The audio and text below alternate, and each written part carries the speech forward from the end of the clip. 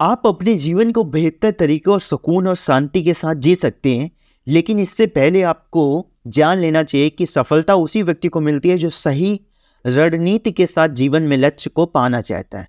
तो ग्रांट सप्टीर ने एक बुक लिखी है जिसका नाम है फाइनेंशियल फ्रीडम, जिसमें बताया गया कि कैसे आप कम समय में ज़्यादा पैसे कमाकर फाइनेंशियल फ्रीडम हासिल कर सकते हैं। तो चलिए दोस्तों, सुनते हैं हम फाइनेंशियल फ्रीडम बुक समरी को कंप्लीट 7 स्टेप में। Number 1, clarity. दुनिया में ज़्यादातर लोग ऐसे हैं जो कि बिना किसी प्लानिंग के अपने काम में लगे रहते हैं। मेहनत से कमाए हुए पैसे को फालतू की चीज़ों में खर्च कर देते हैं। उन्हें इस बात का बिल्कुल भी ख्याल नहीं रहता कि जब हमारी उम्र रिटायरमेंट की हो जाएगी तो उस समय हम कैसे सर्वाइव करेंगे। ग्रांट सप्टियर का कहना है कि इंसान को जीवन के शुरुआती दिनों से ही क्लियर होना चाहिए कि रिटायर के बाद लाइफ को जीने के लिए कितने पैसों की ज़रूरत है। तो इससे पहले ही डिसाइड कर लेना चाहिए। उदाहरण के लिए आप 1-2 साल में के रुपए खर्च करते हैं तो खर्च होने वाले रुपए का 25 से गुणा कर दीजिए। लेट्स सपोज आपकी साल की खर्चे 2 लाख रुपए हैं। अगर आप रिटायरमेंट होना चाहते हैं तो 25 से गुणा कर दें, एटलीस्ट 5 करोड़ रुपए आपके पास होने चाहिए, राइट। यानी कि रिटायरमेंट के बाद फाइनेंशियली इंडिपेंडेंट होने के लिए आपके पास 5 करोड़ रुपए होने चाहिए, right. Number 2, self sufficiency. Self sufficiency में ग्रांट सप्टियर कहते हैं कि जब आप खूब सारा पैसा कमाने लगो तो खुद पर निर्भर हो जाओ। तो फाइनेंशियल फ्रीडम हासिल करने के लिए आपका नेटवर्थ क्या है, साल में खर्च कितना है और सेविंग कितना कर लेते हैं, इन सभी का हिसाब किताब रखें और एक रिपोर्ट तैयार करें ताकि पता चल सके कि फाइनेंशियल फ्रीडम अचीव करने के लिए आप कितने कदम दूर हैं। इससे आपको हर महीने कितने रुपए सेविंग करने की आवश्यकता है। Number next, breathing rooms. जब आप पता कर लेते हैं कि आपका फाइनेंशियल कंडीशन क्या है, फाइनेंशियल फ्रीडम पाने के लिए आप कितने कदम दूर हैं, तो आपको अगला स्टेप लें, अनावश्यक खर्चों को कंट्रोल करें। कोई भी चीज़ खरीदने से पहले 10 बार सोचें क्या वाकई में इसकी आपको ज़रूरत है, वह वस्तु आपके लाइफ में क्या वैल्यू ऐड करेगी, इसके बारे में ज़रूर सोचें, क्योंकि अनावश्यक खर्चे मिलीनियर आदमी को भी गरीब बना देते हैं।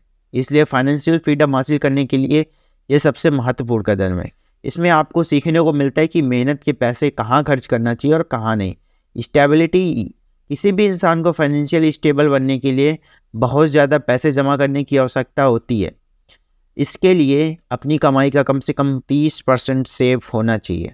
फाइनेंशियल स्टेबल उसी इंसान को कहा जा सकता है अगर उसकी इनकम बंद भी हो जाए, आराम से 1 साल बैठकर एंजॉयमेंट के साथ अपनी ज़िंदगी को जी सके।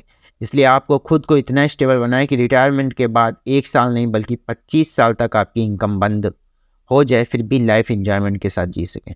दोस्तों, इस फेज़ में आपको पहुंचने के लिए सेविंग करना चाहिए। फिजूल के खर्चे को चिन्हित करके उन्हें लाइफ से हटाना चाहिए।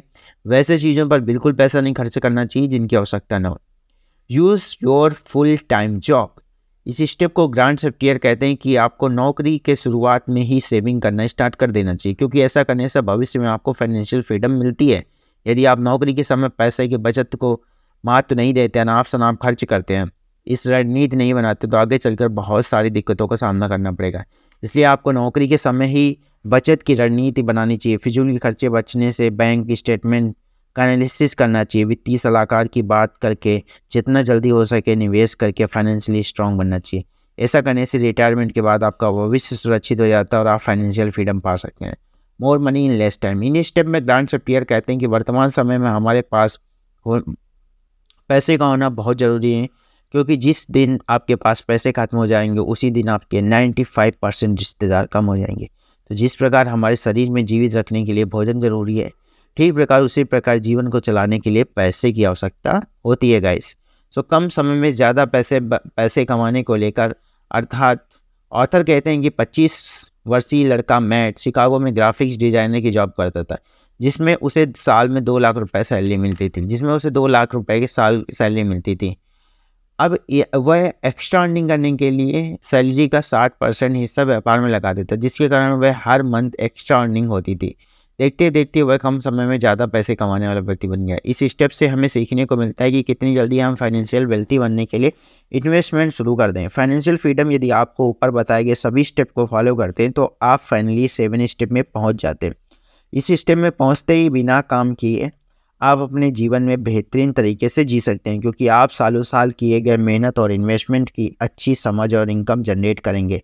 दरअसल आपको इस स्टेप में पहुंचने के लिए माइंडसेट बनाना होगा, ग्रैंड सफ्टियर के द्वारा बताए गए सभी स्टेप को फॉलो करना होगा, तब जाकर आप फाइनेंशियल फ्रीडम पा सकते हैं। तो दोस्तों यही है आर्थर ग्रांड सफ्टियर के द्वारा लिखी गई फाइनेंशियल फ्रीडम बुक समरी, जिससे आपको कुछ समझ में आया होगा कि फाइनेंशियल फ्रीडम फॉलो करने के लिए हमें क्या इंपॉर्टेंट, क्या टेक केयर करना चाहिए, जिससे हम लाइफ में आगे बढ़ सकें और तरक्की को कर सकें।